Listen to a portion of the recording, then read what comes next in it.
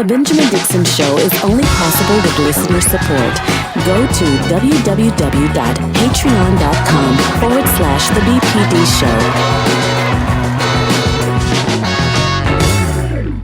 Today is Thursday, September 18th, 2021. What do you do when the leaders of your country are the irrational actors, the one that you have to take in consideration when there are major decisions to be made for consideration, like nuclear weapons? Let's discuss that today, along with all of the news that is so important to our everyday lives. Up first, On the Clock with Georgia Ford.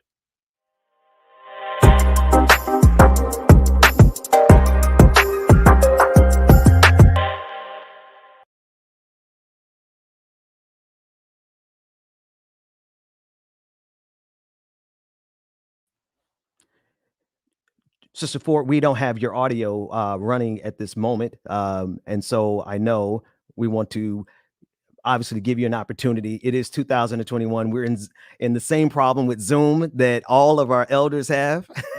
Sis, you're on mute. And we've lost your audio. That said, let's begin. We'll give her a chance to get her audio set. Let's begin with the conversation that I started at the beginning of the show, the conversation about what happens when someone like Donald Trump has access to the nuclear weapons. And this has become an important issue right now. It has become an important issue because it has come up as it pertains to U.S. General Mark Milley's office. U.S. General Mark Milley has been accused of secretly calling his Chinese counterpart in order to prevent potential nuclear disaster because of the threat that Donald Trump posed while he was the president of the United States. The conversation came up, Sister Ford, with the White House press secretary, Jen Psaki. The question came up about it because if it is true, the allegations really border along the lines of treason, but also it makes sense when you have to take in consideration the irrational actor that is Donald Trump. Let's take a listen in to White House Press Secretary Jen Psaki.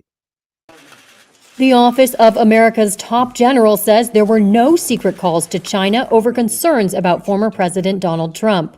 That's after excerpts from a new book that claims General Mark Milley, chairman of the Joint Chiefs of Staff, twice called a Chinese general to say the United States was stable and was not going to attack. And if there were to be an attack, Milley would alert him ahead of time. The excerpts were reported by the Washington Post on Tuesday. A spokesman for Milley said in a statement that all calls from the general are staffed, coordinated, and communicated with the Department of Defense.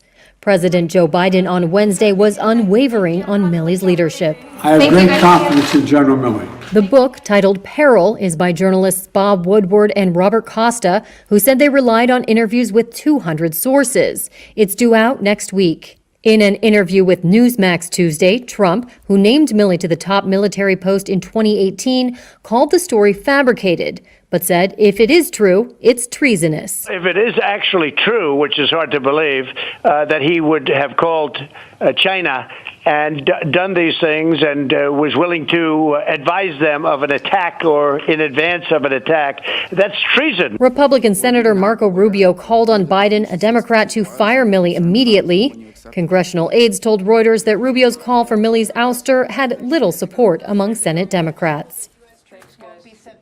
I can't speak to the former president's experience with him or the former president's views of him. But this current president, who follows the Constitution, who's not fomenting an insurrection, who follows the rule of law, has complete confidence in Chairman Milley and him continuing to serve in his role.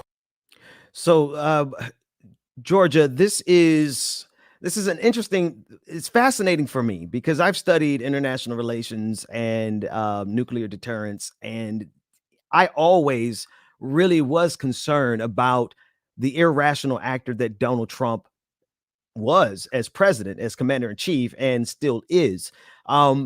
But there is obviously the underlying problem that you have someone so high ranking in the military who allegedly, and then of course this is coming out in Bob Woodward's upcoming book, allegedly had back channel communications with China, I guess to stave off disaster. I simply don't know what it is about this moment that has us in a bind. We are really and sincerely in a bind because we have a level of leadership, or rather, we have a group of people who are able to access the highest levels of power in this country and be in a position to actually utilize our nuclear weapons, so much so that Chairman Tilly allegedly had to create a back channel communication with China. What are your thoughts, Sister Ford? Okay, we're still having audio problems with Sister Ford on my end for sure. An audience, I'm not sure if you're hearing her, but just in case, we want to continue on with the coverage while we work out her technical difficulties. But that is what I'm seeing at this juncture. We have the threat is not over. And I think that's the critical part. As I listen to Jen Psaki speak with a level of confidence as it pertains to the current president, I think the question that we should ask is what happens if we get another president in the form and the fashion of Donald Trump? That is a particular threat that is real. I mean, if you consider the possibilities of a President Tom Cotton, the possibilities of a President Josh Hawley, if you consider those possibilities to support, it really is kind of sobering to realize that Trumpism is not gone. And while Press Secretary Jen Psaki really has this confidence in Joe Biden to be responsible with nuclear weapons, what happens when we get another Donald Trump in power? And here's the thing with nuclear weapons. I just have always felt like they give these leaders too much power to be destructive, not only to other nations, but to their own.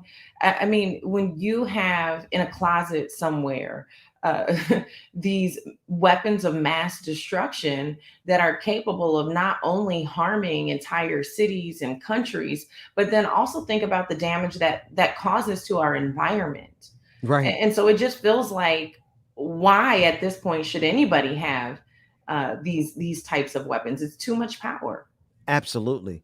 Absolutely. I mean, and as you study it, like the reality of it is while we do pursue as a nation, we pursue the idea of non-proliferation, the reality of it is that we are a part of the equation that keeps this planet on the razor's edge of mutually assured destruction. And so absolutely is the case.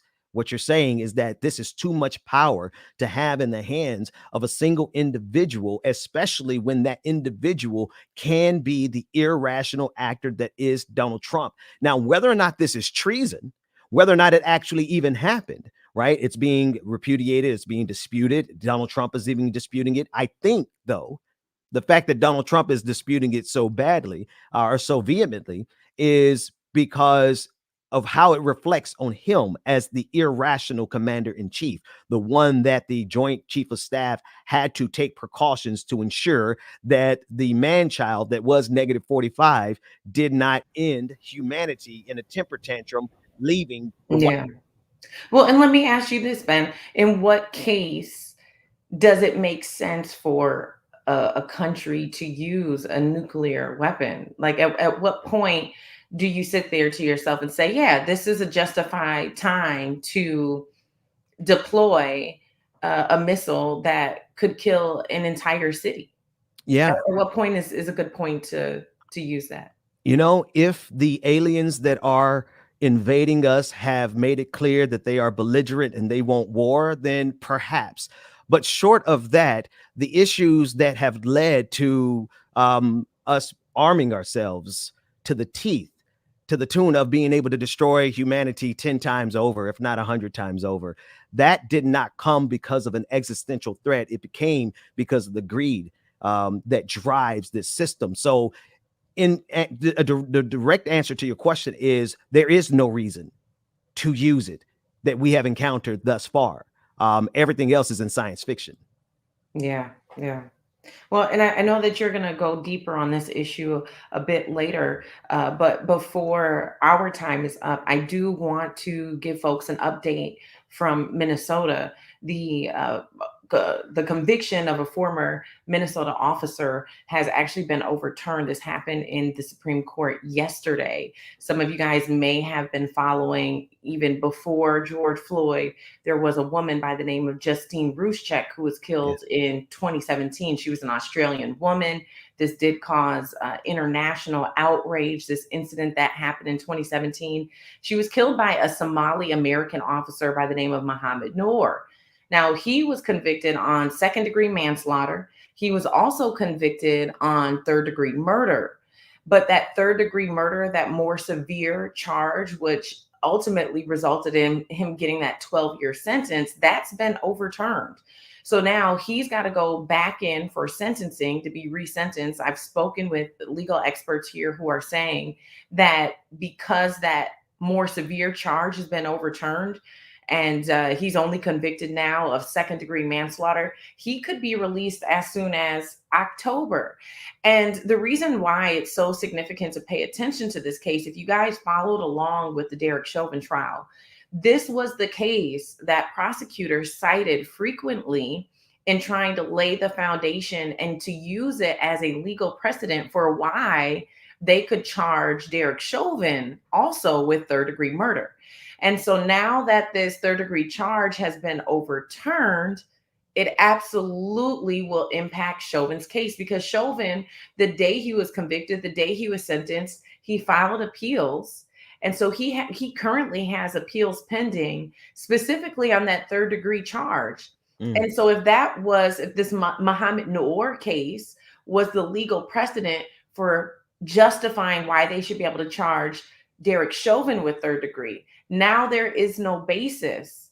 So legal experts are anticipating that since this one case has been overturned, Chauvin will likely win his appeal against that third-degree charge. Now, for Chauvin, because he had so many other charges, it's going to impact his sentencing differently. But it definitely could mean he could have a shorter sentence. Wow. I want to make sure I'm hearing it. So I do remember the story of the young Australian woman who was killed and the officer who was sentenced. And you're saying that his sentencing, or rather his third degree charge, is what has been overturned. And that charge specifically was the precedent that was used for the same third degree charge as Chauvin. That's and because right. one was overturned, his stands a good chance of being Chauvin's stands a chance of being overturned. That's right. Wow. That's right. And so while, reporting on it, I've had a lot of people say, oh, they're two totally different cases. But the thing is, in court, the way that the courts work is usually the prosecution team, they will use previous court cases to lay a foundation to set a legal precedent for what has already been done. And so now that legal precedent that was used is gone. And also remember, the third degree murder charge for Chauvin was not even reattached to his charges until the day that jury selection started. The prosecution team was fighting all the way up to the day jury selection started to try to get that third degree charge added, because it was there at the very beginning when he was charged, then it was removed, and then they had to appeal to the Supreme Court to have that charge reattached to his case. And they did win their appeal based on Noor's case. That was the legal precedent. So although these are two very different situations, what we're not saying is that these situations are the same. But from a legal standpoint, Noor was the foundation to charge Chauvin with third degree. So now that conviction's been overturned, there's no legal foundation for charging Chauvin with third degree. And they did discuss that as a possibility. There was times where the defense attorney went before Judge Cahill and he said, do you know that Noor's case is currently being appealed? And if it was overturned, what implication would that have on this case? And they decided to move forward regardless, I guess because they didn't think it'd be overturned. But here we are. It's been overturned. Wow. Noor could be out instead of serving 12 years. He's been in jail 2 years. He could be out as early as October. And so now we're looking at Chauvin's 22.5-year sentence saying, well, if his most severe charge is overturned, then what does that mean for his sentence? Wow. His sentence could be drastically reduced also.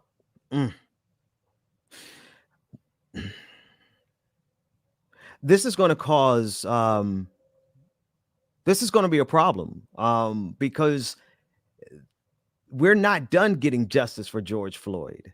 And if in the case of the pursuit, during the pursuit of justice, this happens, the people are going to have something to say about it. Absolutely.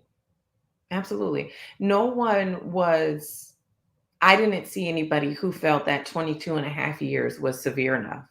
Right. And to think if you take 22.5 years and you start to chip away at that, which we already know was going to be chipped away at because of good behavior and things like that. But if you start to chip away at that, I don't know, 5 or 10 years reduced, I definitely think that you will see a response from the community. But this further reiterates the way that people complain about our criminal justice system. That's right. And the way that it continues to fail Black people and the way that it continues to devalue Black life.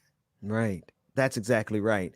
Because there's so many angles to this. And one of them that we haven't talked about in the context of this conversation, but is the speed with which our sister who was killed in the case, the Australian journalist, I believe, who was killed, she was able to get justice. Yeah.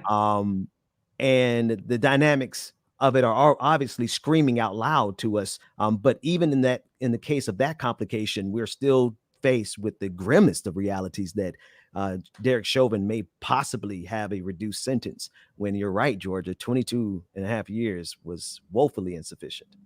Yeah, absolutely. Yeah. Well, turning quick here before we're out of time, in Philadelphia, there has been a $2 million settlement from the city to a Black woman by the name of Rakia Young. She's 28 years old. You may remember there was a photo of her son that went viral on the internet. It was posted by the city of Philadelphia or their police department. And they claimed that this child was out roaming around during the unrest when that was not really the story. What happened to Rakia was driving in the city, didn't realize she drove into a protest or drove near a protest, right? There was a protest happening for Wallace. I believe his last name was Walter Wallace Jr. was his name. And he was having a mental health breakdown when Philadelphia police fatally shot him. And so there was protesting happening. Rakia, she was driving with her 16-year-old nephew and her 2-year-old son, drove near a protest, and she was following command. However, one of the officers that was there ended up busting her window out and taking her to jail, leaving her 16-year-old nephew and her 2-year-old son.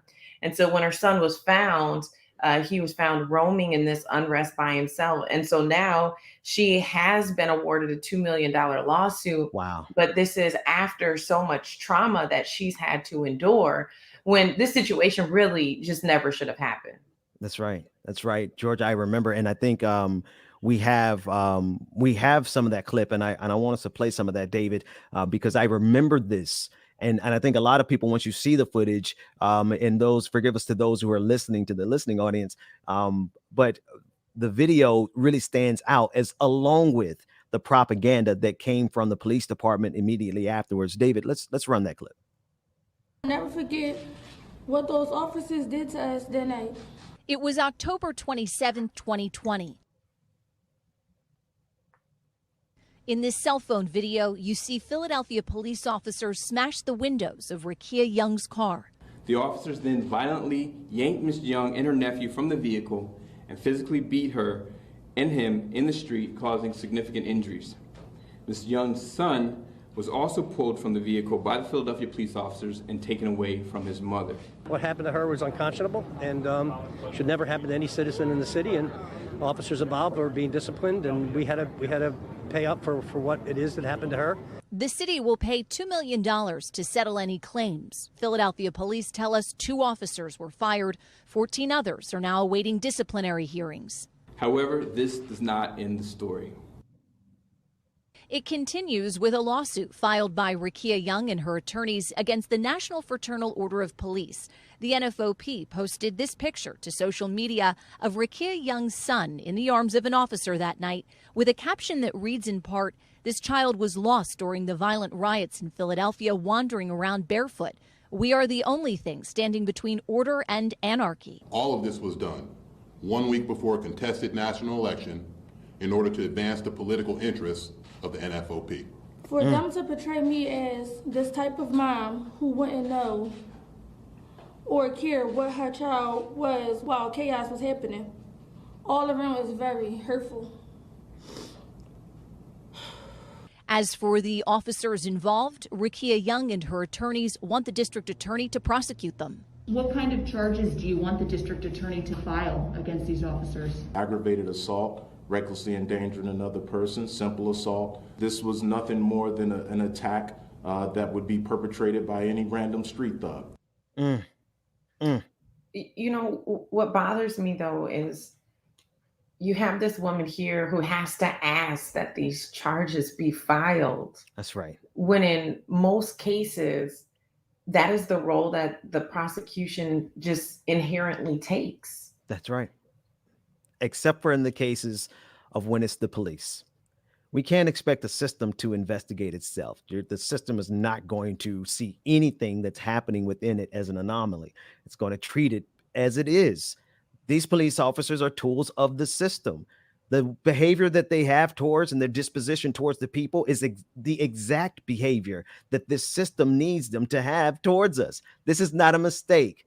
This is not a bug. This is a feature. And so, yes, this sister does have to ask for justice, when in any other case, the prosecutors would have come down on any group of people who did this, with maybe exception of the Proud Boys, because they're getting away with a whole lot across the country. But that's another segment for another day. Georgia. Well, this is the first time a non-fatal settlement has been distributed by the city of Philadelphia. Usually when they're giving, a $2 million settlement, it's because someone has been killed. So this is the first time that has happened, but it does make me also think about the prosecutor in Ahmaud Arbery's case, who is facing charges for standing in the way of justice. And so I do hope that we are in a new day in America where we start to really examine the criminal justice system and the ways and the flaws that stand in the way of Black people getting justice. But for Rekia and her son, I do hope that they're able to heal, because when you look at that, it's just so traumatic, having your windows busted out, having your child separated, having a photo of him circulate on the internet as though he wasn't cared for or loved. It's all very disturbing to know that these actions are the result of, or the behavior of, the government. Yeah. No, and I think that the other angle of this, and I know we're over time, but I think this is definitely worthy of taking the time. The other side of this is, y'all, they did this to this young sister. I want the loop to go back around so that you can see that this little sister is herself a child. I know she's probably a grown woman, but I'm sorry. When I see her, I see someone who should have been cared for in that moment. But these barbarians did the exact opposite. They didn't care for this young woman who had a child. They beat her and they pulled her out of her vehicle and they separated her from her child. This is what these police officers, who we are funding with our taxpayer dollars, are doing. Look at this. She is herself a young woman. Yeah. And these barbarians thought that they should take the time to beat her like that. And the last thing I'll say here is, if it is true, if her son was roaming around, whose responsibility was that? If you're going to pull a driver out of the vehicle away from their child, whose responsibility is it to keep an eye on that child, to put that child in someone's safekeeping? And so if that child was roaming around barefoot, that is the responsibility of these officers. Then not only do they need to be charged with simple assault, but they also need to be charged with child endangerment and child neglect. Because they were the ones who were supposed to be watching over that baby after they removed him from his mother. That's right. But I know we are at time, so that's all we have for now on the clock today. But stick around for more on the Benjamin Dixon Show.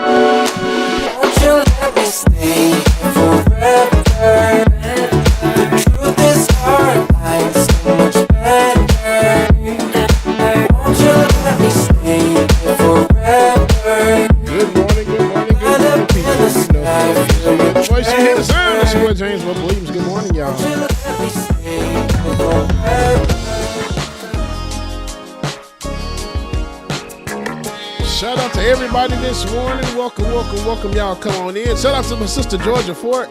Always rocking in the morning time. We appreciate you, Georgia. Shout out to Brother Ben. Good morning, everybody. Get your tea, your coffee, your drink, your beverage, whatever it is you need to get your morning started, y'all. More coming back on the Benjamin Dixon, so y'all stay tuned. I'm not sure I understand it, but everything seems brighter now than before.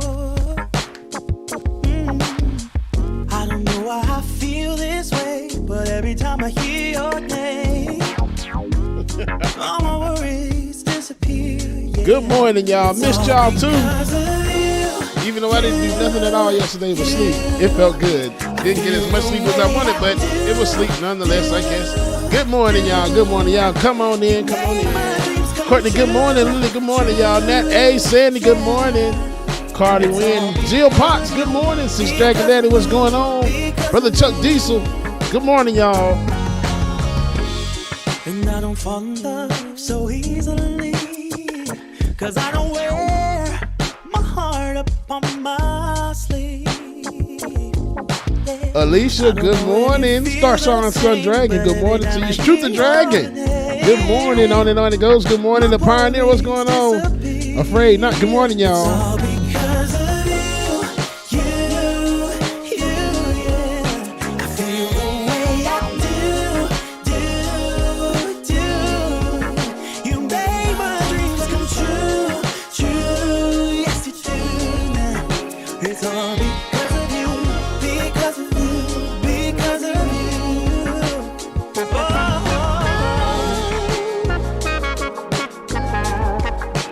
Marcus, good morning, brother. Good morning. Good morning, everybody.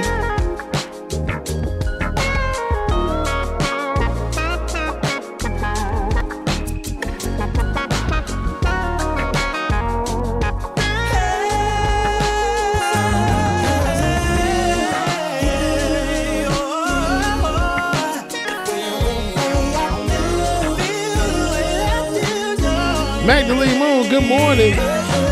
Ear Hustler, this is It's All Because of You by Dayon featuring Matt Boyd.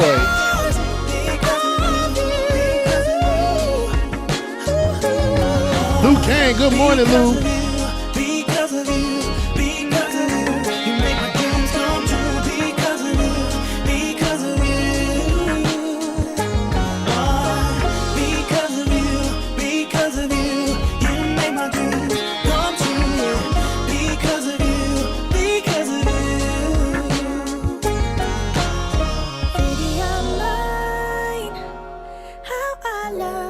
Tiger, good morning, Tiger. What's going on? Roller Dragon, good morning.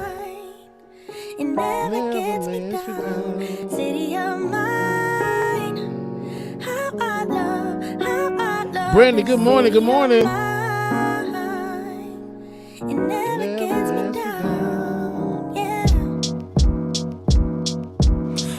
Born in the city, I was raised on its edges. My pop worked his life on its complex. I found love in its center. If I could live here forever, think it'd be for the better. I love the weather, even though it's fog 24/7. I love the people. This is city I met all my best friends, and I wanna thank every brick. I wanna thank every entrance to every building that I step in this city of mine. I owe you most my best moments in life. See, I fell in love for the first time in Golden Gate Park. I saw my first rap show at Great American Hall. I used to beg my homies for a ride across the bridge to goof off and spend the whole damn day doing whatever we want. Keith drove us down to Ice Place while we roll up a blunt, and me and Jack would get stoney, walk around and get lost. Don't think I'll ever truly pay back while I was lucky to get just by walking through the city. No, I'm a small part of this. A.R. Walker, good morning. Environmental Coffee House, very good morning. Industrial Arts, good morning. Good morning, y'all. Good morning.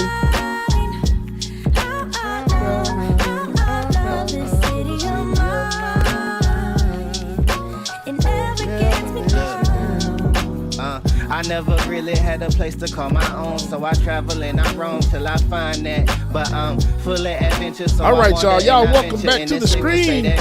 My brother from another mother. It's about to go down. Y'all stay tuned. Benjamin Dixon, more start now. Benjamin Dixon show, y'all. Let's get it.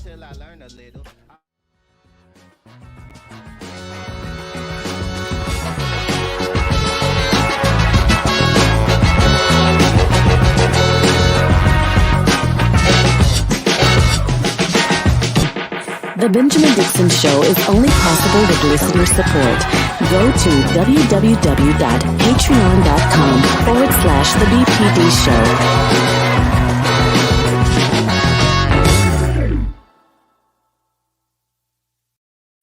Welcome back, everyone. It is Thursday, September 18th, 2021, and I am joined, as always, by none other than my brother from another mother, DJ Exclusive. He's somewhere around here. Hang on, let's bring that brother to the screen. DJ Exclusive on the ones and twos. How are you today, sir? I'm doing pretty good, Ben. How about yourself? I'm doing good, man. I love that bop, The City of Mine. Who is that? Give me a second. That is Snake City. Featuring City. Panda Raps. Yes, sir. It takes me back to like somewhere around 2000, 2001, maybe 2003, kind of, that feel good music, but I love it. Also joining us today is one of the most revolutionary brothers on the web in real life or otherwise, Brother Marcus from Left Flank Vets. Marcus, how are you, man? I'm good, Ben, and happy to be back, and thank you so much. And good morning to DJ Exclusive. Hello, how are you doing? I'm good, sir. Good morning to you. Welcome. Now, I want to be fair to you, Marcus, because at the last second, I thought, you know what, who we should also get in the conversation would be your brothers from your common podcast. This is Revolution. I believe I have the title correct. Yes. Yep. Brother Pascal and Brother Jason, two brothers that I've had the pleasure of sitting in a marathon episode. See, when y'all do that Saturday episode, y'all go for like 5 or 6 hours. Like we go till we get tired. Like we will go until we get tired.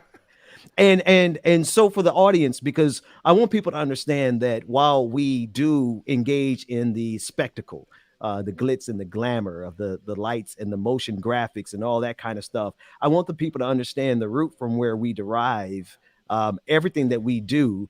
And I think sometimes it's best demonstrated with brothers like you who just cut on the stream every single day. What time is your stream every day? So every afternoon from 2 to about 6 p.m. Eastern time, and then we try and hit every night as well from about 8 to 11. So the afternoon is usually just is me and another, and sometimes another left flank will jump in, and we kind of focus on DC, what's happening under the dome. We call it Capitol Hill, but in the evening times, that's when we usually kind of do, the myriad of different news stories. We try and get some interviews. We actually had Cole James Cash on last night. How's my brother doing? I haven't spoken to him in a while. You know how he is. Tell him I said hello. He's good. He's actually just getting back into it. He's getting back into things. So he had an injury. Right. He's come back. So yeah, we had him on last night. Just when he thought he was out. Exactly. He might be in your DMs right now. I tell you what. So I want people to check out, because I am a Twitch subscriber of your show. I was proud to be able to join last week. I want people to check you out 2 p.m. Eastern on Twitch and YouTube. You simulcast? We don't. We did the Twitch thing because, the breaks with the money, it was just kind of easier. We're trying to build up the YouTube. So we're cutting some of the videos and move it to YouTube, but we don't actually stream live, but you can check out some of our vids there. All right. Well, maybe we'll find yeah. We'll find a way. You know how we do around here. We'll find a way to amplify you guys as much as we can. I'm so glad that you're here to help us with this conversation this morning, because it's an interesting phenomenon with what's happening with General Tilley and the possibility of him having and creating a back channel with his counterpart in China in order to stave off disaster. It reminds me of the movie. Have James, any of y'all seen what is The Day After Tomorrow? What is it? What is the one where the Batman guy who's playing Batman now, Ben Affleck, and Sum of All Fears? It came to me. The movie Sum of All Fears, where Ben Affleck's character had to create a back channel relationship with his counterpart in Russia. It reminded me of that. I want us to play that clip again, David, giving us the summary, the entire summary of the allegation against General Tilley. That's coming out in Bob Woodward's upcoming book. Of course, Donald Trump denies it. Republicans are denying it, except for Marco Rubio, who says this is treason. Let's fire him. Let's run the clip. The Office of America's Top General says there were no secret calls to China over concerns about former President Donald Trump. That's after excerpts from a new book that claims General Mark Milley, chairman of the Joint Chiefs of Staff, twice called a Chinese general to say the United States was stable and was not going to attack.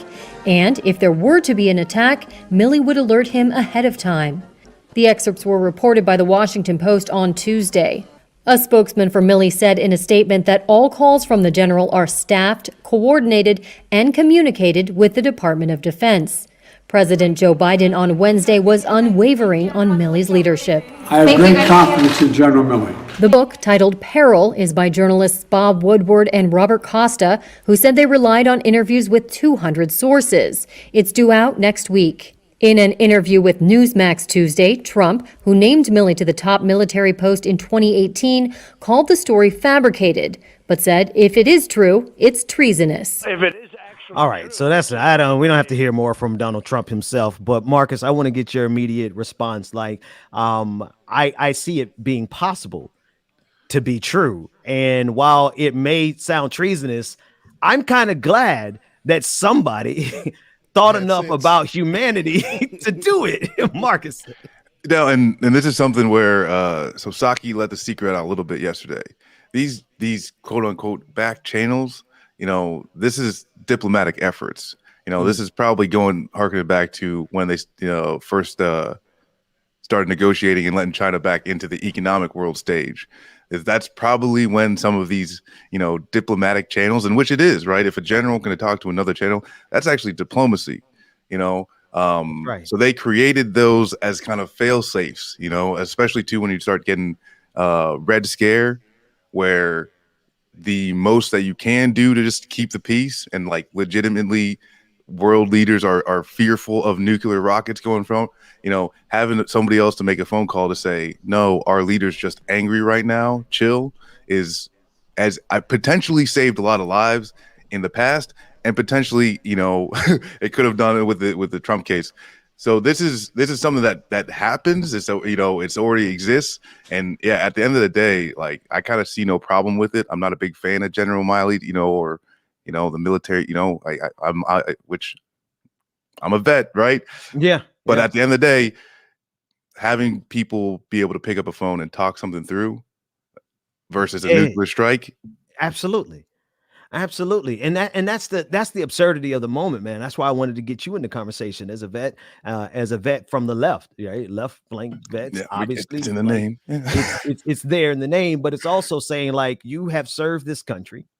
You have seen the tip of the spear of this empire. You understand how this machine works. And at the end of the day, while some Republicans want to use this as a political football, it's simply called diplomacy. And I also hear you saying, thank God for diplomacy, especially when we have leaders as irrational as Donald Trump. Yeah, exactly. And I don't see where anyone can fault this. I think that this kind of just shows the fecklessness of the support for the troops, quote unquote, that most Republicans have. That the military for them is a pawn, or maybe just a knight in the culture war, and not necessarily an organization that they wholeheartedly support. And this kind of just shows it right to its face. Right. Because Trump chose Miley, and like this is what makes it,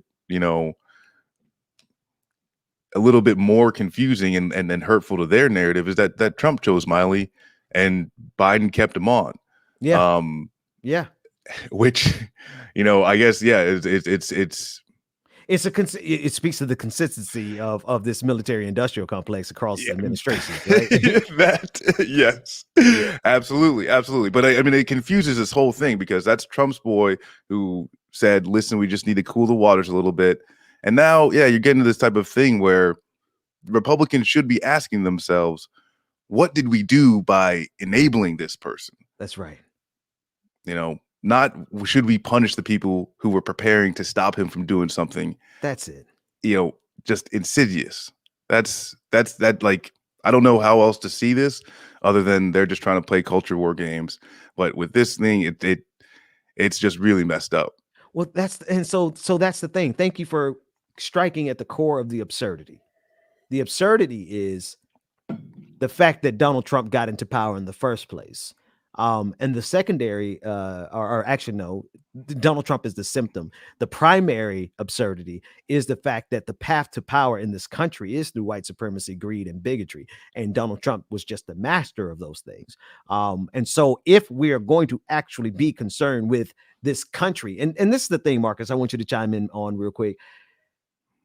It would be in the best interest of this empire to not go around the globe gallivanting in its imperialistic ways, because we have seen time and again our actions, no matter who you trust this power in, the power of the presidency, the power of our nuclear armament, there's a possibility that we're going to get somebody just like Trump or worse than Trump because we have entrusted so much power into the office of the imperial presidency.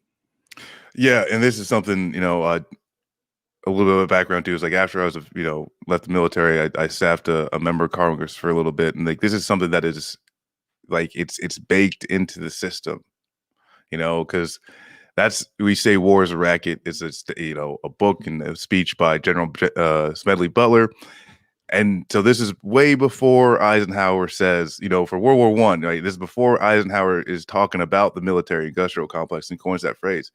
But this idea that the profit motive that pushes our wars, this has been around for a long, long time.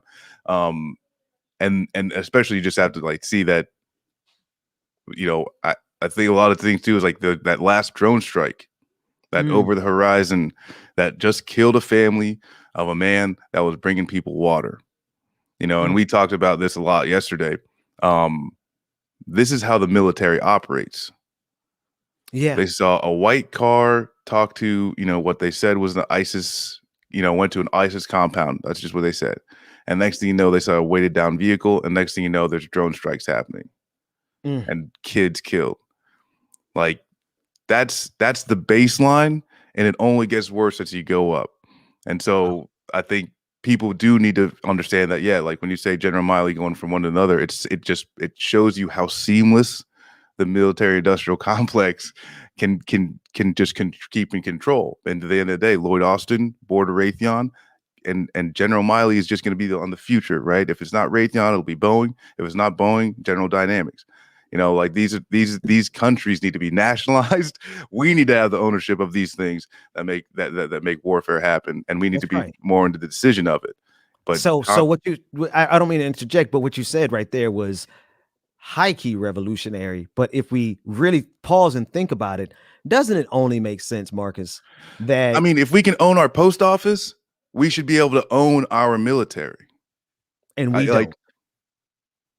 I really don't see how because we don't it's revolutionary from this system, but we shouldn't think of it as absurd or outlandish. It just makes sense. It makes sense. I want to shift gears a little bit here and go to President Biden and the relationship that he had with the outgoing president of Afghanistan. There is the kerfuffle, if you would, around the perception game, the game of how it appears. And this has been something, and speaking directly about the withdrawal from Afghanistan. And this is a report from Reuters, and they have the transcript. Now, I want to read a portion of the transcript before we play any of the clips that we have from the different hosts that are taking advantage of this. But I want to know from you, Marcus, if you think this falls in the lines of diplomacy as well, because this is from, and hang on a second, I want to make sure I get the right transcript from Reuters. This is Biden to Ghani. This is the nature of the conversation, and this is what was leaked. Got to put one more pause here before I even read this.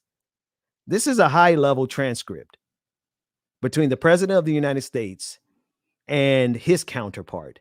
And this transcript was leaked to the media, or rather, apparently to a member of Congress. And they used this in their interrogation that we covered yesterday of FBI Director Wray, if my memory serves me correctly. So this is some high-level treason, if you would, for whoever leaked this transcript. I'm not so much concerned about that angle. I just want to make sure people understand the context of how we got this transcript and how it became a part of the national conversation. Where you're concerned, Marcus, this is something that the conservative movement is saying, oh, this is bad, this is horrible. But I want your take. Here's the transcript. And this is Biden speaking to President Ghani saying, quote, "I need not tell you the perception around the world and its parts of Afghanistan, I believe, is that things aren't going well in terms of the fight against the Taliban. And there's a need, whether it's true or not, there is a need to project a different picture." The conversation continues. "You clearly have the best military." This is a conversation towards, this is a response. "You have 300,000 well-armed forces versus 70 to 80,000, and they're clearly capable of fighting. Well, we will continue to provide close air support if we know what the plan is and what we are doing, and all that way through the end of August, and who knows what after that." And again, this is the leaked transcript from President Biden in a conversation with President Ghani, and it's centered around the perception of the pullout. This is the last part that I want to read, and then I want your input, Marcus. This is what he said. "The perception around the world is that this is looking like a losing proposition, which it is not. Not that it necessarily is that, but so the conclusion I'm asking you to consider is to bring together everyone from former Vice President Abdul Rashid to former President Hamid Karzai and in between. And if they stand there and say they back the strategy you put together and put a warrior in charge, like a military man, Defense Minister Khan, in charge of executing this strategy, and that will change perception." Now, I gave you all the nuts and bolts. Of course, I have the response from Ghani to Biden, but Marcus, help the people to understand your thoughts as it pertains to this leaked transcript that is apparently supposed to look bad on President Biden. What are your thoughts? And I agree with kind of the first thing you're saying, that someone from the Biden's inner circle had to have leaked this out, and White House inner circle is not necessarily his personal inner circle, right? There could be people who've been working here for decades. But As to why, I think because, stopping the military industrial complex from moving along, that's the problem. And so some people within that apparatus are going to leak stuff. But like at the end of the day, from what I read the transcripts, what I actually understood, because when two heads of state talk, yes, they may be speaking English, but you still need to translate it because they're speaking diplomat. Biden straight up said, if you do not do something dire right now, you're screwed. Taliban's going to take over, and the writing's on the wall. And Ghani pretty much said, listen, if you guys don't stick around, we're screwed. And guess what happened? Like that just so when I see those transcripts, basically they said, listen, dog, game's over. That's them too understanding that, hey, good game, maybe we get them next time. And at the end of the day, that's it. Because like when Ghani says, listen, you got 300,000 well trained, ready to go, we only got 70 to 80. And let me give you, because what you're saying is absolutely in the response. Here's Ghani's response to Joe Biden in the transcript. This is the last paragraph of the transcript for anyone who's following along in the actual transcript. Ghani said to Biden, we are facing a full-scale invasion composed of Taliban, full Pakistani planning and logistical support, and at least 10 to 15,000 international terrorists, predominantly Pakistanis, thrown into this. So that dimension, watch this, that dimension needs to be taken into account here. I mean, he's got, this is a response. So this was a high level conversation, really at an inflection point, determining the future of Afghanistan as it pertains to the Taliban. And while the outcome is what we have experienced, we've seen the chaos, we've seen the lack of strategy, or however you want to describe it. But at the end of the day, the nature of this conversation is what is the source of the accusations. And I appreciate you contextualizing this, because this conversation is a type of diplomatic conversation you actually want your president to be capable of.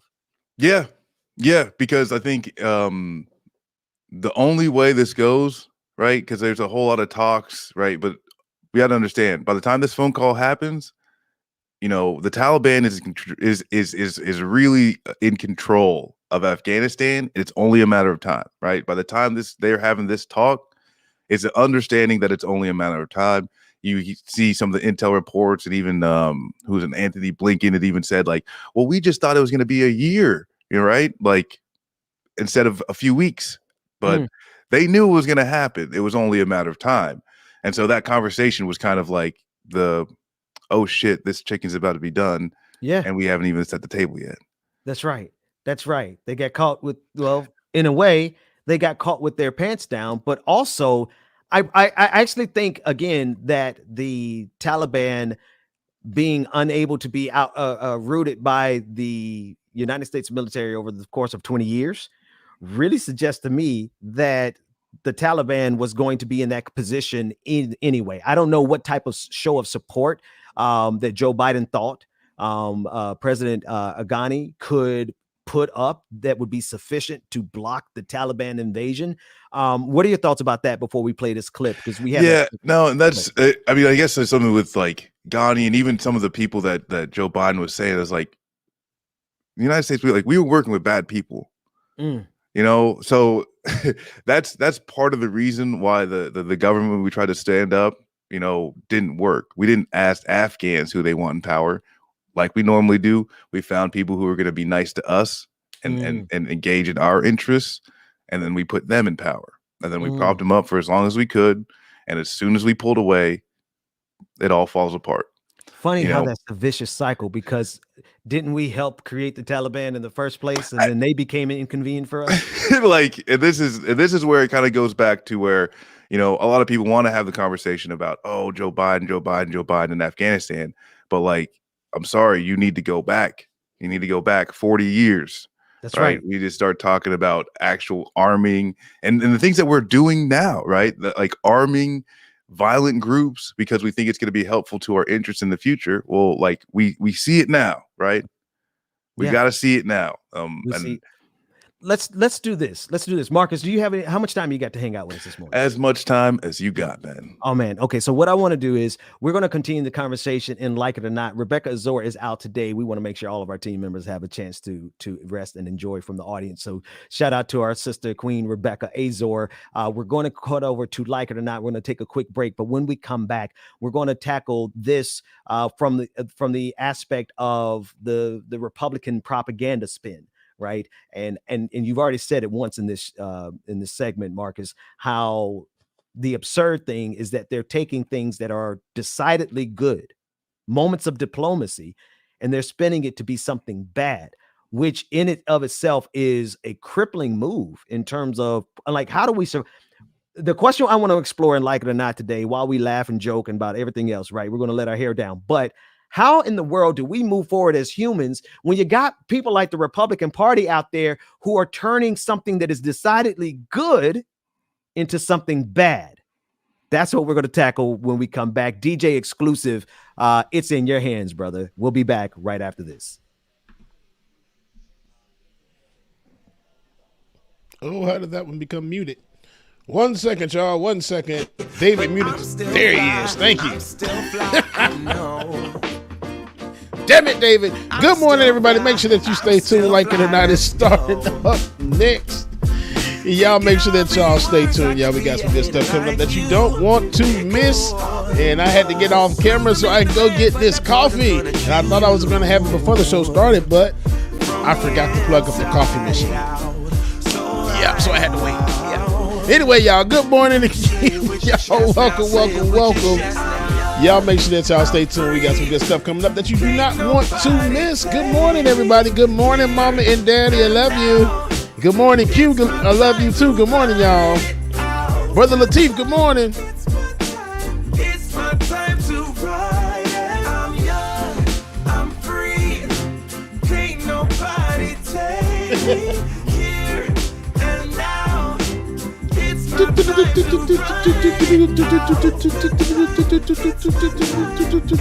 time to ride now. Good morning, Patricia. Good morning, Barbara. Cheers to all the haters, cause you proved to me that rising to the top was my destiny. And you can see whatever from behind me. Kareem, good morning. Julie, good morning. Levi, good morning. Shay, right. Ain't some Morse code in there?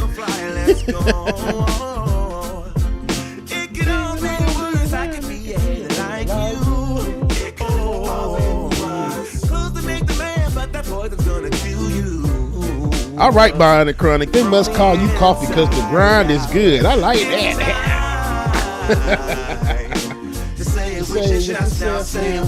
Armand, good morning, Armand. Raina, good morning. Esther, good morning.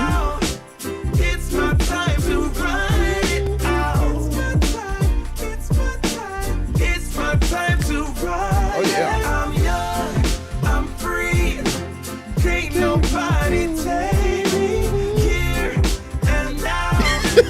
David. David, my dog. I love me some David, man. Shout out to David, y'all.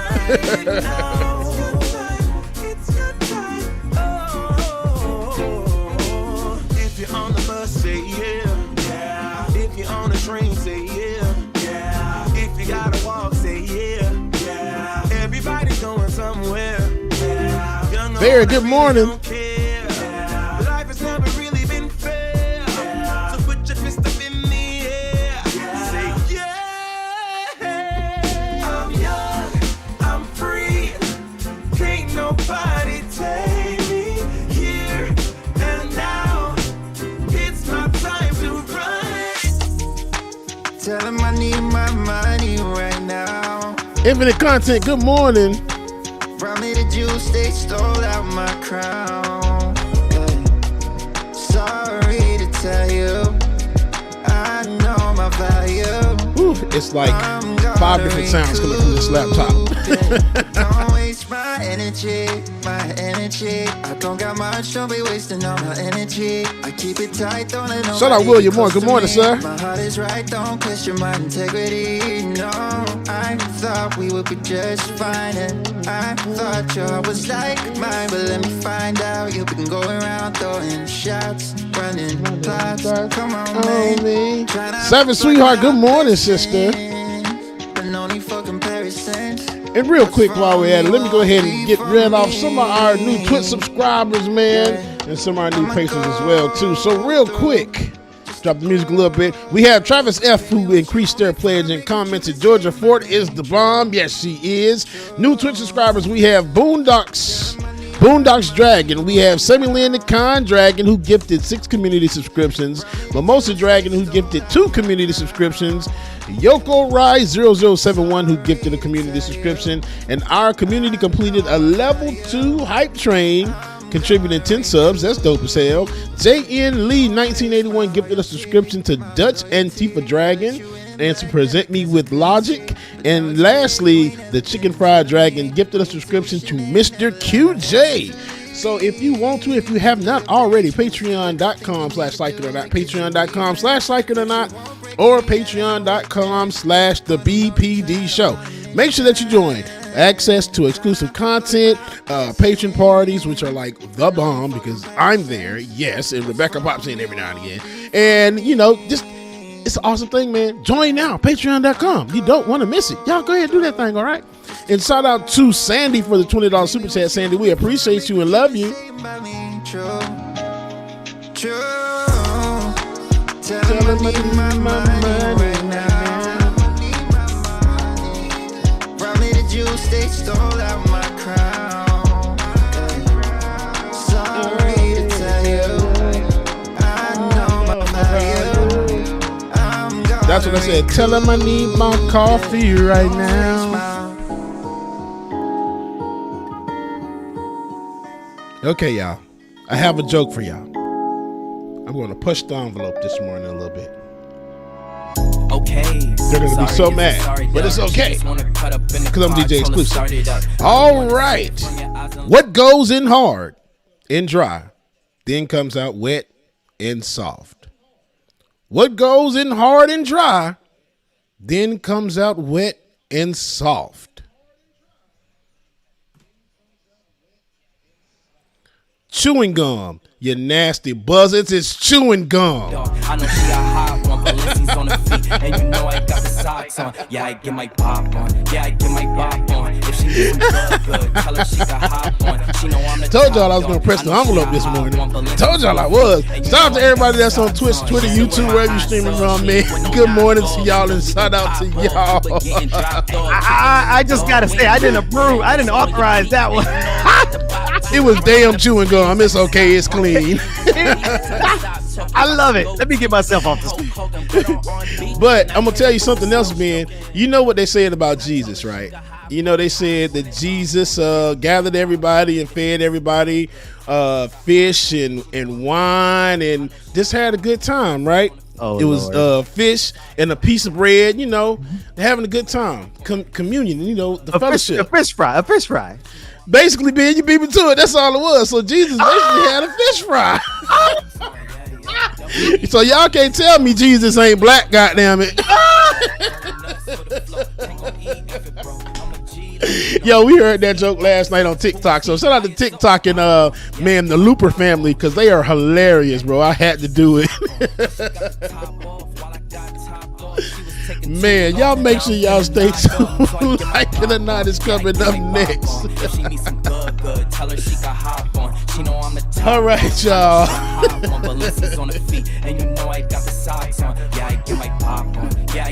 Somebody said Jesus did barbecue. Fair, I do remember Hubba Bubba Bubble Gum. All right, y'all. Y'all make sure to stay tuned. Like It or Not starts now. It's about to go down. Like It or Not with Benjamin Dixon starts now.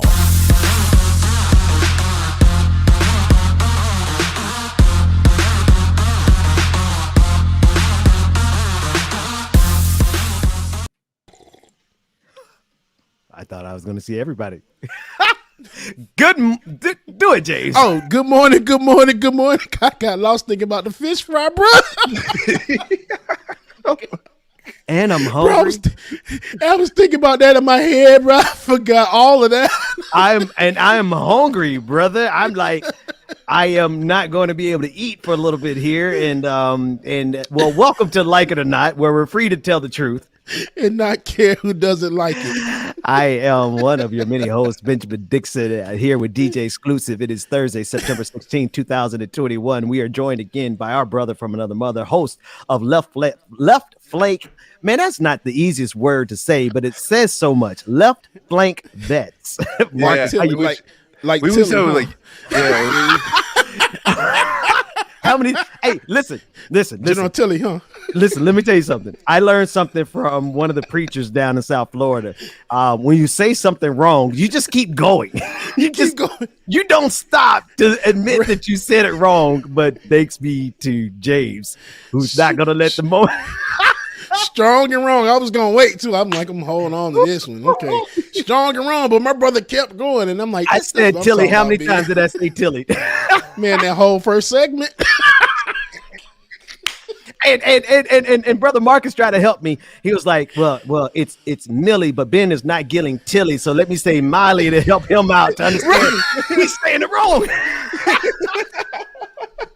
Listen, neither one of y'all. I have a good excuse before we go into the seriousness of it. I have a good excuse. I just got through watching this. My kids watch Big City Greens.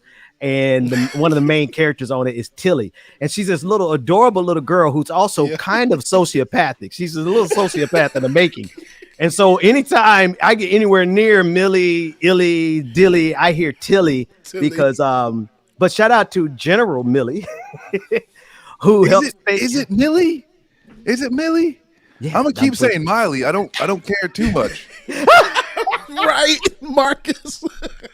Because we really don't care. We really don't give a dang on, so it's okay. Like, it's only for content. It's making jokes. The purpose of the segment is not the general. While we massacre his name, but when we're in the earlier segment, we're in the BPD segment, we're all nice and professional, and you can't, when you're a professional, you can't admit in real time that you messed up. So we just keep going past it. That said, the whole point of the segment was there should not be a single individual on the face of the planet who has the capacity to end all of civilization as we know it, especially when that person in that office can be held by somebody like Donald Trump. So that's really what matters, more so than the fact that I messed up his name through the entire segment. So. And just put some on that, because that's the real thing right there. Is that war powers is a congressional power, right? That is between the House and the Senate, or at least it used to be. We are now at a phase where you've got Tilly, Millie, Miley, Tiley, who has to come, has to take it upon himself to correct what Congress is failing to do, which is take power of the war. I mean, that's actually a great point. While, obviously we are going to find a reason to laugh, even though today we're laughing at our own expense, which is even better. The fact of the matter is that the United States the Congress has not done its job as an institution to authorize war since the authorization of use of military force, I believe, with the invasion of Afghanistan and Iraq. Barbara Lee, if you listen to Barbara Lee's floor speech, I mean, that should be played once a month in this country. If you listen to that, she spells it out and says, if we do this, she's like, nothing about we were wrong, people were hurt, but it's like, if we will do this, this is unending. This is opening up too much. And here we are, 20 years later. So that's an important thing. And like the fact that there was only one person in Congress that even read the Constitution and understood how this is supposed to work. Yeah. I mean, that is the scary thing, right? Yeah. I and like we were saying just before we went to break, it is the Republican Party's ability to spin something that is decidedly good into something that we should fear. because what has happened in response to this, what has happened in response to this is that it pushes our leaders away from diplomacy, right? If it becomes a political liability for Joe Biden and General Millie Miley Tiley for them to have diplomatic conversations with their counterparts, if it becomes politically toxic and they start losing positions of power, like this is what will become of it.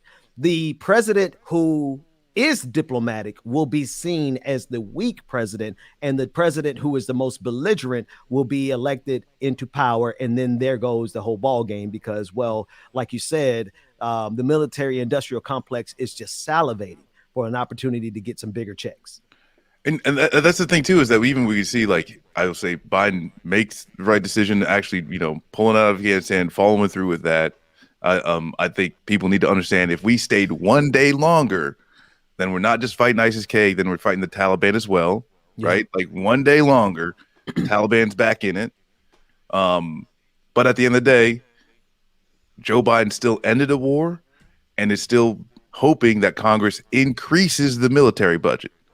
Now, you can't make that make sense to me, other than war is a racket, and these people, the general, the contractors, the generals, and like they're the ones driving it, and it's just more spending. And even, I think it was yesterday when he had the meeting with the Australian Prime Minister, I don't know his name, but then Boris Johnson as well, to have this like Indo-Pacific agreement to battle against China.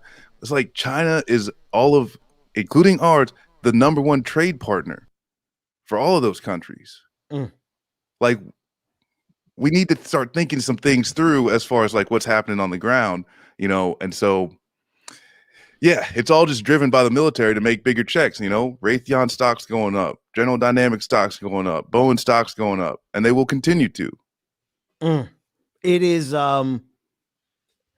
let's play this clip, man, because, if you and I chop it up on air too much longer without the framing that our producer has provided, we're going to end up calling for revolution. That said, David, play this clip of the Republican Party trying to make this conversation between President Biden and President Tilly. They're trying to make it a liability. And I want people to listen to this through the lens of this fundamental truth. It is always in the best interest of our leaders to have very direct channels, and if necessary, back channels, to protect humanity from the ignorance of irrational actors. David, run the first clip. The President Biden worked with the coward exiled president of Afghanistan to manipulate the intelligence about the Taliban. What the president said to then President Ghani in private is exactly what he said in public. That the issue was not whether Afghanistan had the capacity to withstand the Taliban, it's whether it had the will and the plan to do so. He urged him. The transcript is a lie. It's have false. That plan. It's incorrect. He did not work to bring people together in unity. You're saying it's false. It's a lie. It's incorrect. He did not work to tamp down the intelligence on the Taliban. Absolutely not. So the transcript is incorrect. That's your testimony today. The intelligence that we had, we've already discussed at some length about what the assessments were of the Taliban and its capacity to take over the country.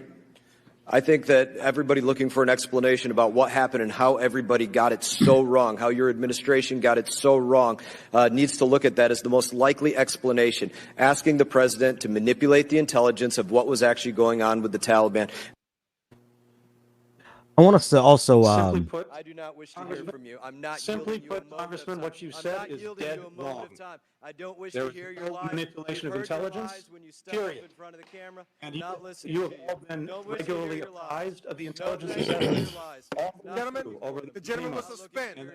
The gentleman's time has expired. And so is the secretary. The gentleman's time has expired. Yes, so is the secretary can answer the question. I didn't ask him a question. You did ask a question. I don't want to hear from the secretary. The gentleman's time he lies has to us expired. when he steps in front of the camera. That's the what gentleman's he does. time Lies to us when he has steps in front of the expired. camera. The Expect secretary, Taliban to live up the to their gentleman's commitment to time counterterrorism. Least has believable answered. thing I've ever heard. The gentleman's time has expired. People need to use common The sense. gentleman's with this time secretary. has expired. We're here to hear from the Secretary. Not to hear lies. The gentleman's time has expired. Mr. Secretary, if you... James and Marcus, that clip, I forgot how wild that clip actually got. And you're listening to Representative Mass, the Republican congressman who was questioning Anthony Blinken, Secretary Blinken. And he's trying to lay the entirety of the problem in Afghanistan at the feet of this transcript that is now the big to-do for Republicans, and that transcript means that's why everything failed in Afghanistan, Marcus, not all the other things that you have already properly diagnosed this morning. What are your thoughts on that clip, man? Yeah, no, I mean, this is just the the Republican hysteria machine, which the only thing I could say is good is at least this is real. At least, Afghanistan is a place that exists, and they're not on about critical race theory, coming in to destroy elementary school or something. Like, at least they're dealing with reality now, but they're changing it into their still like crazy mess. And this is just to get on, he's still hoping to get on Fox News, to get into funding and stuff like that. But at the end of the day, it's like, no, it's like there is no lie in that conversation with Joe Biden and Ashraf Ghani. Like, you just need to understand what they were saying. And Joe Biden spelled it out. Like, if you don't do something dire, things are going to look bad. But at the end of the day, there was no option, right? The only other option was what happened, right? And so for these Republicans, they're going to grab at anything. This is a political game that they will play, because anything that is left on the table, they grab the scraps and they try and run to Fox News and make it as the biggest thing. But yeah, this is just one of their other games, but there's no there with it. Yeah. Let's shift gears real quick, because I think we've made the case, and anybody who's paying attention, they should clearly see what the Republican Party is doing here. I want to go to a young black sister from Philadelphia, a black woman, mother, who was beaten by a police officer, and she has been awarded, Rekia Young has been awarded $2 million because of a clip that we're going to play. Now, this summary, I believe, is from NBC News. But as we listen to this clip, I want you guys to take into consideration and look, brothers, I want y'all to look at how young this sister is, and then look at how the police in this video treated her. They opened the car door, the vehicle door, and they saw this young woman, and they decided that the appropriate response to her presence was to beat her and to separate her from her child. And to add insult to injury, when they separated her from her child, they took a picture of her child and promoted it through the Fraternal Order of Police to suggest that Rekia Young abandoned her child, when the reality was they stole her child after they beat her. And now she's getting $2 million as a result. Let's run the clip of Rekia Young's experience. Never forget what those officers did to us that night. It was October 27, 2020. In this cell phone video, you see Philadelphia police officers smash the windows of Rekia Young's car. The officers then violently yanked Ms. Young and her nephew from the vehicle, physically beat her and him in the street, causing significant injuries. Ms. Young's son was also pulled from the vehicle by the Philadelphia police officers and taken away from his mother. What happened to her was unconscionable and should never happen to any citizen in the city, and officers involved were being disciplined, and we had to pay up for what it is that happened to her. The city will pay $2 million to settle any claims. Philadelphia police tell us 2 officers were fired. 14 others are now awaiting disciplinary hearings. However, this does not end the story. It continues with a lawsuit filed by Rekia Young and her attorneys against the National Fraternal Order of Police. The NFOP posted this picture to social media of Rekia Young's son in the arms of an officer that night, with a caption that reads in part, "This child was lost during the violent riots in Philadelphia, wandering around barefoot. We are the only thing standing between order and anarchy." All of this was done 1 week before a contested national election in order to advance the political interests of the NFOP. For them to portray me as this type of mom who wouldn't know or care what her child was while chaos was happening, all around was very hurtful. As for the officers involved, Rikia Young and her attorneys want the district attorney to prosecute them. Yo, I look at this young sister and I don't understand, James. Like, how do you open a car door and see this young sister and your instinct is to beat her like she was a grown man? Police, man. That's how they do. I ain't gonna say it's not all the police, but the only thing they know is that it was a riot going on, and anybody that was in the area, they were just gonna pull him out and beat him. Probably would have been a 80-year-old person that's driving in the area. They would have did the thing. As you see, they just mobbed the car. They don't care about what's going on. They didn't care what she was doing. They just saw somebody right there in the area that may have stopped, turned around, and do something. They just pulled her right out the car. Yeah, I mean, I agree with James. That was going on during the riots. Do we just know about this one? It was a lot more. I know. Yeah, I mean, that's 2 for 2, right? Like one that could have been anyone, as long as they had fucking black skin and pulled up and stopped. They were going to get pulled out that car and their ass beat. If it was an elderly person, right? Like it could have just taken one shot and then they could have killed somebody easily. That's right. Mm-hmm. And that's it. Is like when you say two cops got fired. Yeah, I saw more than 2. Police department standing in front of that car, helping mobbing the car. You know, and like I mean, this propaganda. That last line, hold it there, David. Yeah. We are not your enemy. We are the thin blue line, and we are the only thing standing between order and anarchy. Bro, that sounds like something straight out of Orson Welles or 1984. It sounds like something like out of a futuristic movie where they are literally doing the thing to hurt us and saying, hey, we are here to protect you. We're the only thing standing between anarchy and chaos. I'll take anarchy. Then this. Give me anarchy. Because this looks like anarchy. Look at this. Who is causing the riot there? Who's causing the chaos? And how many times did we see, like James, I remember when the protest broke out here in Atlanta, and one of the flashpoints, there was a black journalist here in Atlanta, and her name escapes me, but she captured the moment that started. Remember downtown by the CNN building when everything kind of went to hell during the George Floyd protests? There was a black journalist who actually captured the flashpoint. If you want to know how all of that happened during the George Floyd protest, where the CNN building got broken, the glass was shattered, and the sign was painted on, it all stemmed from a police officer assaulting a young black woman. And the response from the crowd was, no, the hell not. And everything from there descended into the. So once again, we see that the chaos that the police say that they're trying to stop is chaos that they started. Always. And 9 times out of 10, that's how everything gets started. All the violence is normally caused by the police. Now, don't get it twisted and get it wrong. You have those bunch that are in the crowd that like to incite different things. But 9 times out of 10, it's all the police. All the protests that I watched over the last year, I mean, everybody saw it. It's so much video that you couldn't miss it. It was all instigated by the police. Yeah, I don't know if y'all remember the video of there's a dude with a hammer breaking an AutoZone window. Yes. Cop. Yes. He was a pig. Yes. Really? I did. Yes. I knew that they were. So this is out in is this in Minneapolis? I want to make sure we're in the right city. I think so. Yeah.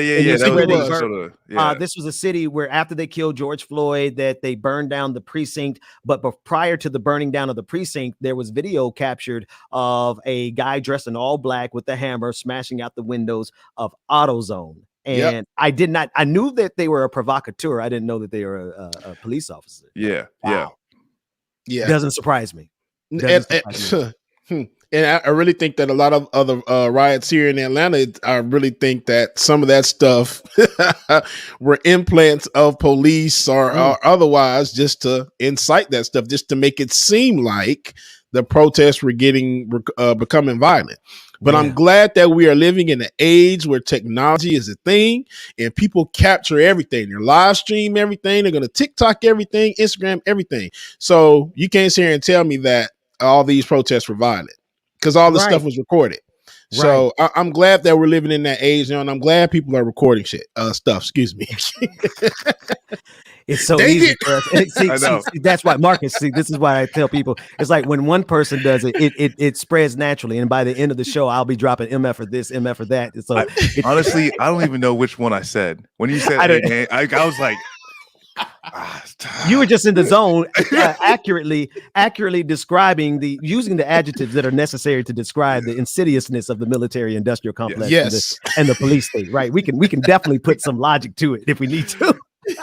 But no, and I wish I could remember who did the study or the publication that produced it. But they had looked at all of the response to the protests and how did things escalate. And 10 out of 10, it is the police who escalate.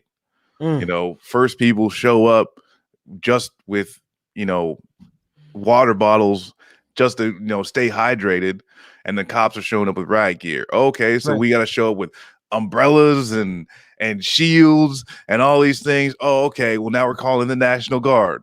Like it is the police escalate things, but in the very few communities where you see the cops are saying like, "Hey, just walk, chant, go where you're gonna go," and even when they set a curfew, most of the people go away. Yeah, they do. And here's the thing, Marcus, we know these organizers. Like, we don't know them all personally, but we know the ethos of organizers and organizing, and they take special care in ensuring that everyone affiliated with the organizing of any protest is going to be non-violent. Like, that is the general principle of organizing 101 in this dispensation, is that organizers are organizing peaceful protests, and then they run into these cops. And before we shift gears, I want to talk about this clip from Daily Wire, where they're trying to blame Barack Obama on sad and deflated white men. I want to talk about that, but before I do, I just the fine point on this conversation, fellas, under no circumstances. See, the barbarity that we saw expressed to that young sister, Rakia Young, was the same kind of barbarity, Marcus, that I see extended in so many examples of how our military, just following orders, do horrific things across the globe. Because how do you open up a door and see a young woman like this and think that what she needs is an assault? It just speaks to just the inhumanity, man, because not to make it like patriarchal or misogynistic and or chivalrous or anything, but still, when I feel like when fellas, when y'all are ascertaining a threat and you have guns and you have batarangs you have all the legitimate use of force, you have the power. Do you look at a young woman like that and feel like I need to assault her? Well, no, but we're black. We don't look at black women and see a threat. Cops do. And I mean, I was about to say that there are some black cops that do, but it's like once you put on that uniform, you're going to see things in that light. And like that's the thing is like, even though with that whole 2 dozen cops there, a cop pulls up, stops. And obviously, since it's not puts it in park. Yeah. And she's still a threat. Still a threat. Drag her out of car, beaten with batons. Still a threat. I said batarangs. You did say batarangs. I said batarangs. You did say batarangs. They might have had some batarangs. The police department is their budget is it's pretty expensive. But no, to tie it back to is like what you said though, is like, and this is somewhere qualified immunity is not something that happens just for the police. This is something that happens for the world police, i.e. the United States military. And like even from the worst of it, Eddie Gallagher, people getting pardoned for their war crimes. And then the thing is too is that from the suicide bombing that had happened outside of Kabul, the response from military members was to shoot into the crowd. There's multiple reports of Afghans that were killed by the United States military after that bomb in the chaos that happened. And then you got this drone strike where we just killed a family Is anyone going to see a jail cell for that? Is anyone going to be accountable for any of that? I mean, at least some cops got fired here.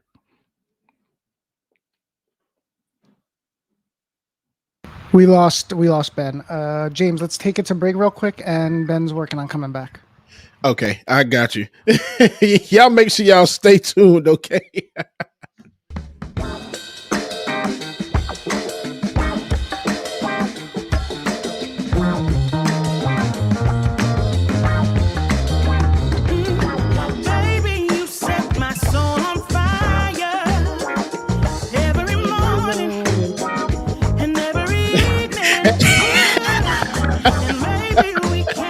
At first, I really thought Ben went to sleep. I'm like, did Ben go to sleep? Because he just stuck. What's going on?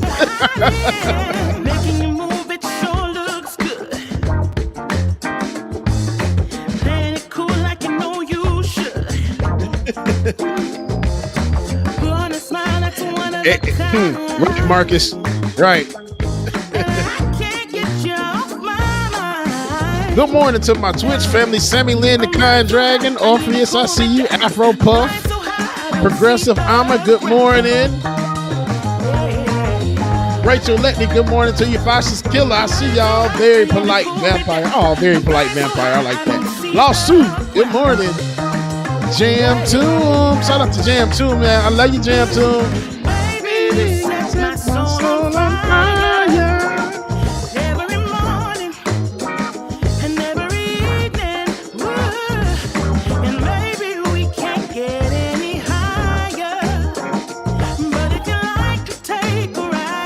My little shuffle.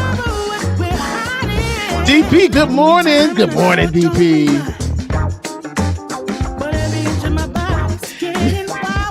I can't stand. Says at Bubba, how do you have a party in outer space? How is that Nicki Minaj's Swollen Balls Dragon Squad? And that is really his name. I want y'all to know that. The name is can't stand whoever this is. Nicki Minaj's Swollen Balls Dragon Squad on YouTube says, Bubba, how do you have a party in outer space? How is that? Set my soul on fire. You plan it.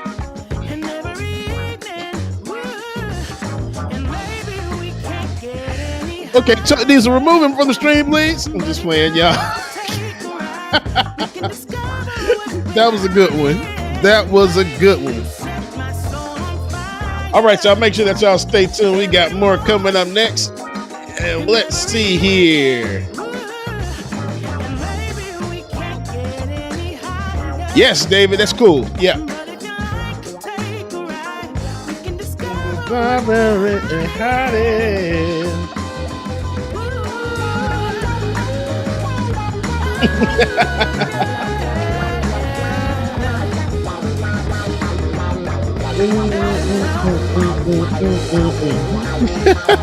B, good morning, B.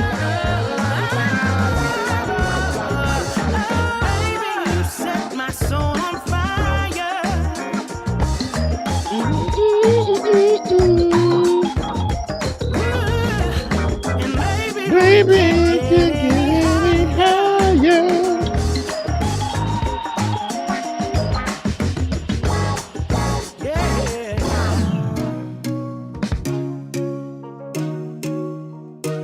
All right, y'all, we're still waiting to find out what's going on with Ben. So until then, we're going to come back and cover a few more stories, y'all. Yes, Bubba is in the control seat, y'all. Y'all done messed up this morning. So let's see here. Yeah, it did, David. Didn't you heard it come through in slow motion?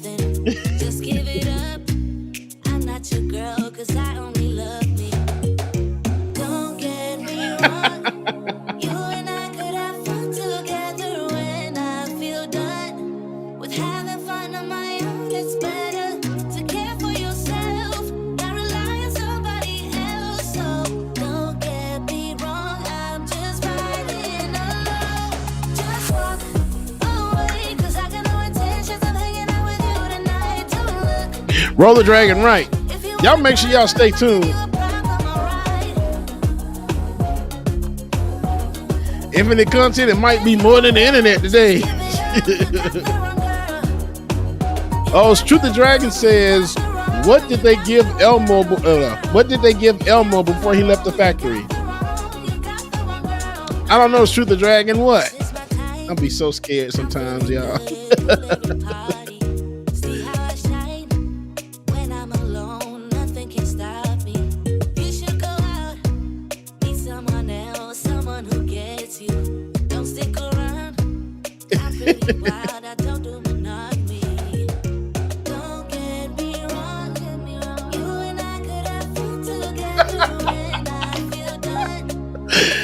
Okay, the joke was, what did they give Elmo before he left the factory?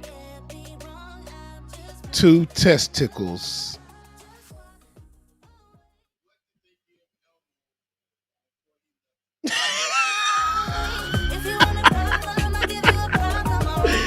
Shout out to Truth the Dragon.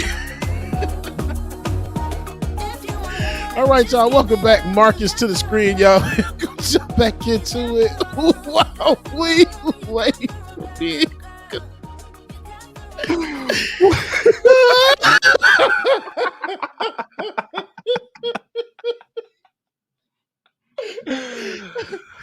See, Marcus, you didn't know. You didn't know. You clearly haven't been seeing how the torment that James puts Pascal through every single day. Pascal of the Pascal Show, who joins us on occasion and just has to pure trauma. Hey, at least that one wasn't mine. That was from someone in the chat, and I'm like, that was a good one. And you got to say that was 2 tests.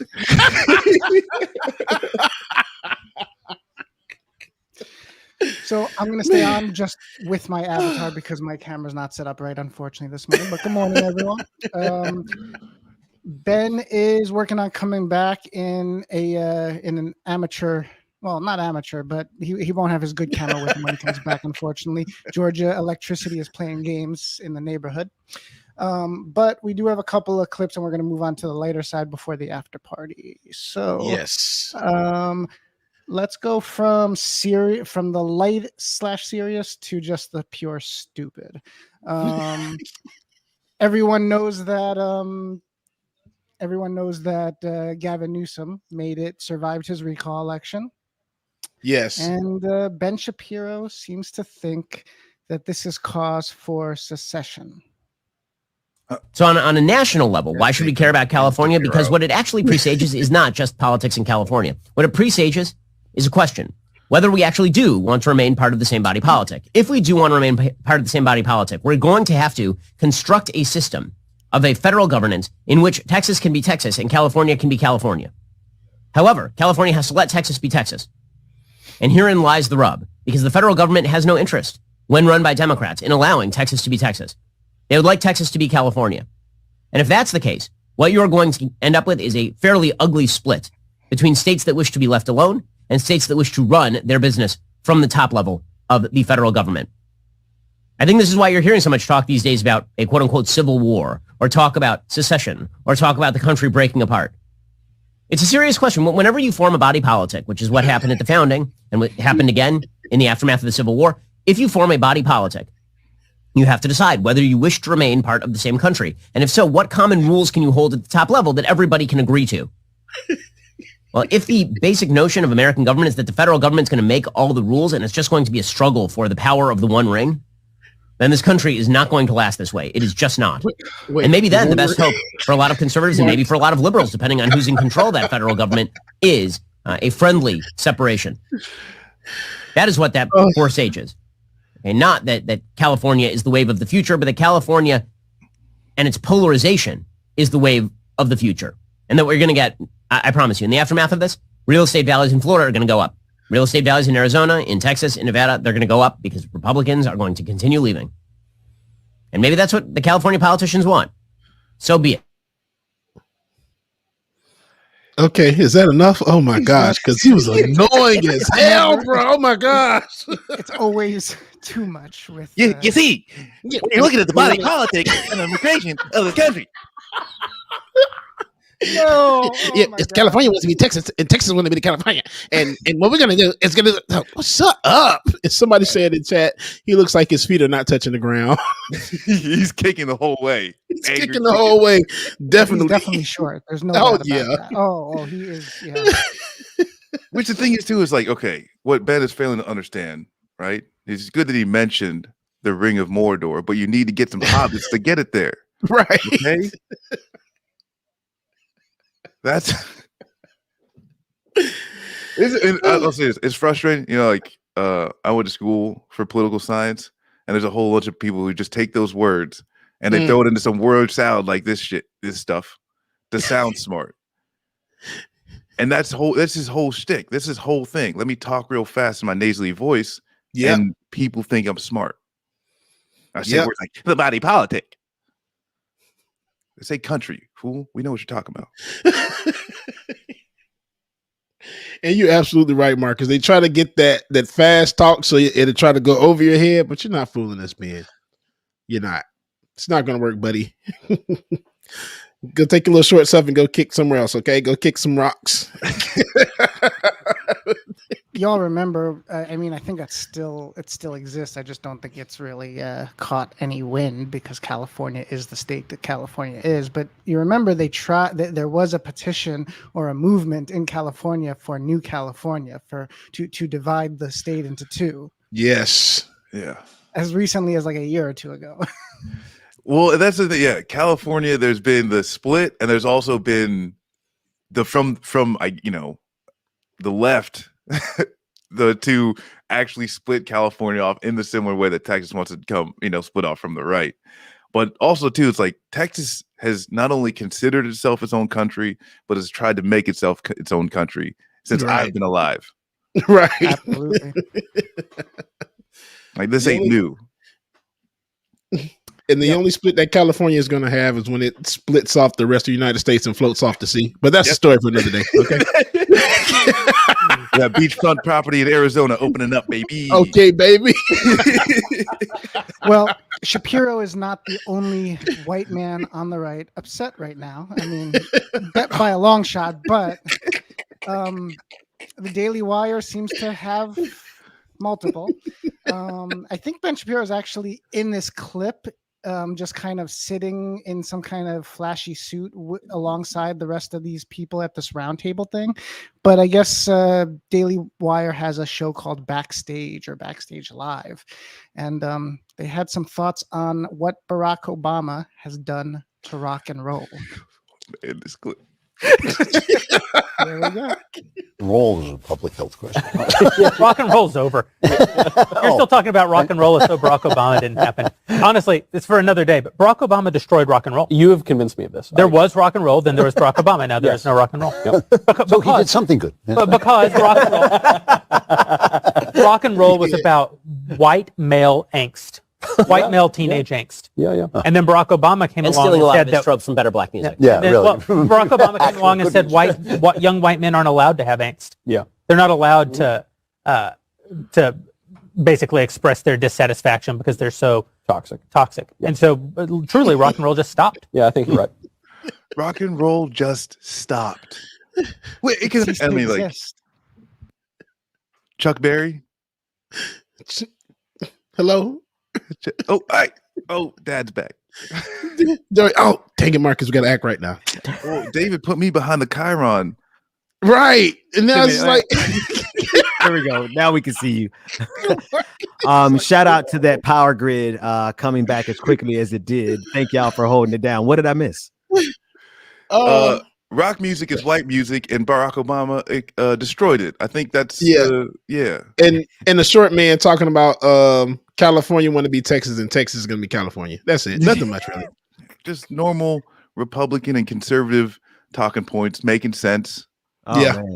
man. Yeah. I'm looking at the guy who's on screen now, Ben Shapiro, who is considered to be the I don't know, the apex of Western civilization in terms of critical debate. Here's a clip. Did you guys play this clip already? Yeah, we did. And what did he say in this one? Like, because I know it was something stupid. What did I miss?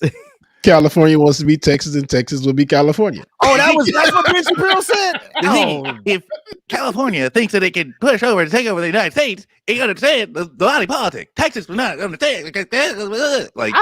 I don't. Exactly that. Exactly that. Oh, and he did say something about the ring. Yeah. The Lord. The ring getting to Mordor. Yeah. Guys, but you know what, Marcus? He is a hobbit, so I mean, I guess he just missing. He knows. Wait a minute. Wait. From one short man, on behalf of all the short people. No, hold up. Man, you are a short king.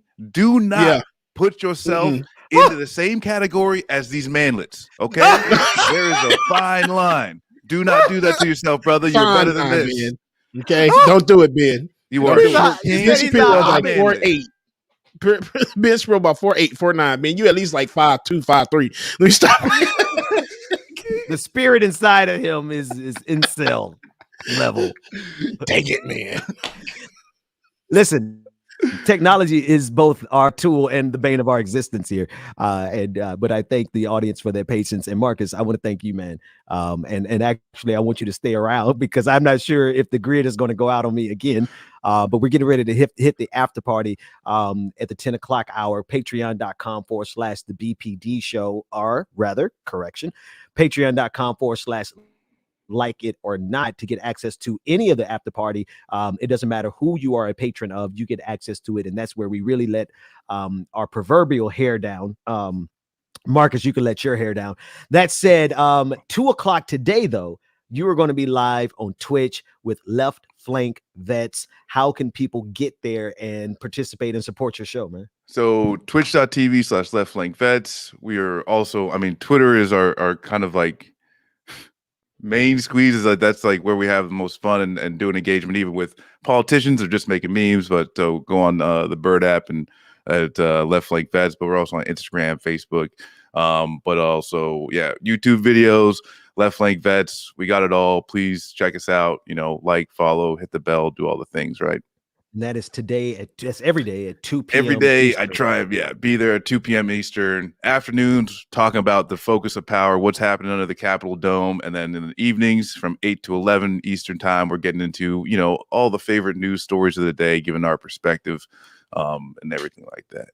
And we are what I love about technology is it doesn't matter where you are in the country or in the world.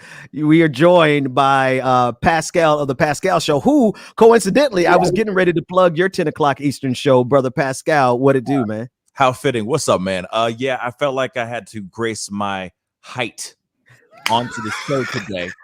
So I felt like, you know what I'm saying? Like out of my busy schedule, I was like, man, let me just show up. Let me just grace them with my vertical prowess, if you will. Vertical. How tall are you? I'm 6'4", my brother. 6'4". Okay. 6'4", damn. Man, you don't look 6'4" sitting down. You carry the height well. You carry the height well. Thank you. Some people think I'm like as tall as Tom Cruise, but no. I'm as tall as Tom Cruise. You are as tall as Tyler Perry. Oh, yeah, lo siento. Let me find out that Pascal. Let me find out Pascal is Tyler Perry's doppelganger out here in the street. There he is. Hey man, 10 o'clock Eastern. In about you got 5 minutes, bro. What are you doing here? Hey, I just came on to say what's up, baby. You know what I'm saying? Yeah, tell your doppelganger to let people unionize. Yeah, okay. I'm just saying. Hey, I'm just saying. I'm gonna say right now, yo, TP, call me, bro. TP, hit me up. I could be your younger TP, brother. are you with me? Some shows, I could be your younger brother, or I could play you younger. You know what I'm saying? You could play a younger Tyler Perry, but the question is are you going to play Madea? A younger Hell Madea. to the no. Hey, listen. Run me the check. Use a contract. I would use a check for the revolution. Yes. If you run me Tyler Perry money and I got that kind of money for the revolution, I'll be Madea all day long. Wow. There can only be one Madea, and he does it beautifully. So I'm just gonna be like, nah, I'm good on What's coming up in 4 minutes, man? In about 4 minutes. Why do you have to say it like that, man? Damn. Right. So much pressure. We are covering the story. One of the stories that we're covering, or one of our main topics that we're talking about, is the missing YouTuber by the name of Gabby Petito.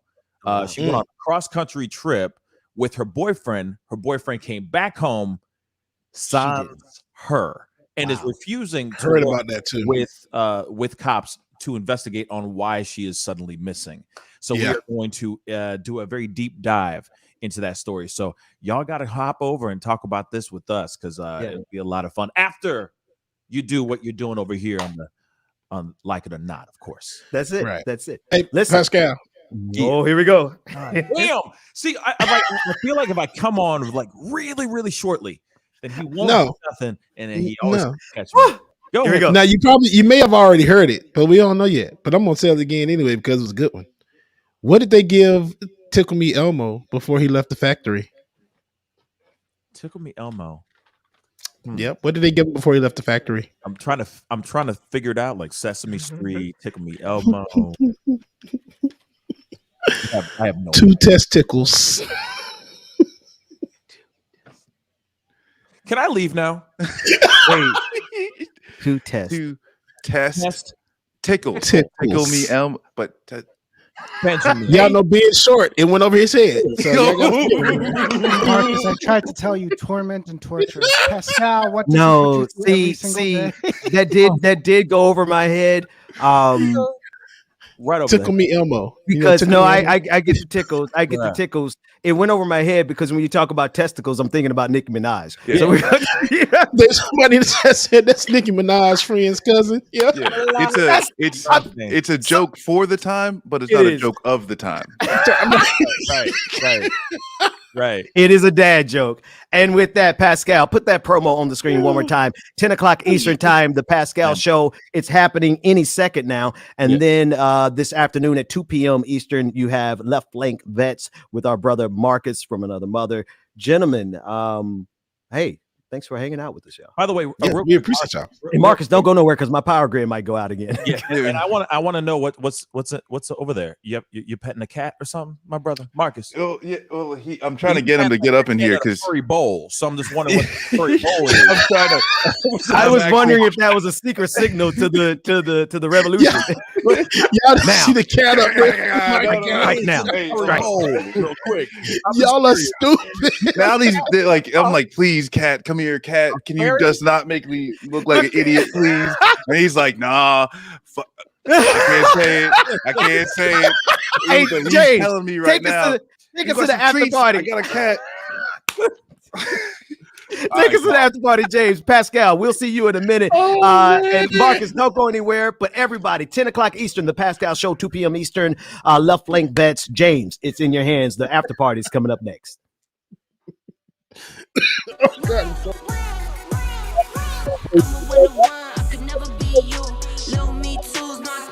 Y'all, tomorrow, if you're not coming to the after party, y'all go head over to Pascal Show, man, and check out our brother from Another Mother, man, as he does this thing. Excuse me. Y'all make sure, man, y'all come over to the after party. If you have not already, go ahead and join that Patreon. Patreon.com/likeItOrNot. Patreon.com/likeItOrNot. If y'all ain't at the party, good to see y'all tomorrow. Happy Friday, Junior, everybody. Friday tomorrow. It's going down. See y'all then.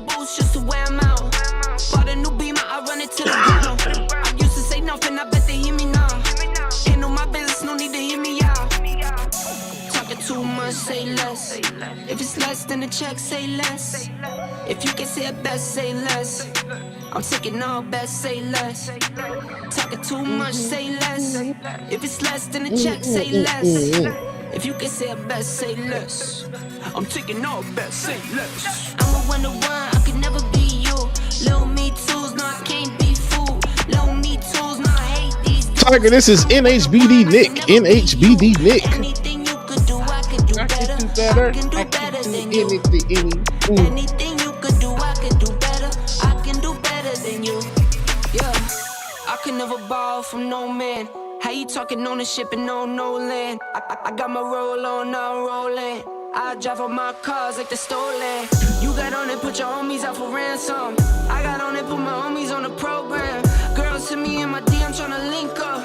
I leave them on wreck and get a no jam. I'm a 1-to-1, I could never be you.